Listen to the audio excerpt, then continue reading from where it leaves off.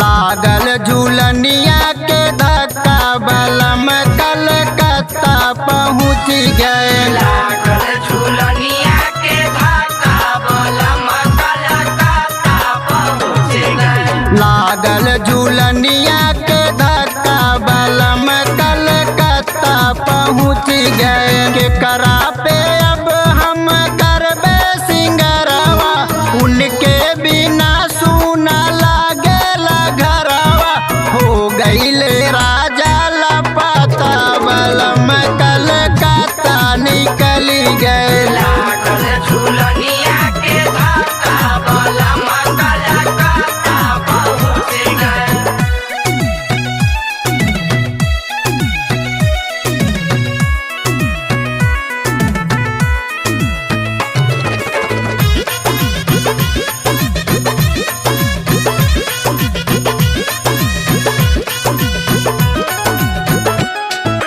अब नाही राजा से करबे झगड़वा, करबे झगड़वा न करबे झगड़वा। जाए नाही देहब आई है जे घरवा। आई है जे घरवा हो आई है जे घरवा। अब नाही राजा से करबे झगड़वा, जाए नाही देहब आई है उ घरवा। खोलवले ना बैंक में खाता बलम कलकत्ता पहुँच गए। लागल झूलनिया के धक्का बलम कलकत्ता निकली गए। लागल झूलनिया के धक्का बलम कलकत्ता पहुँच गए।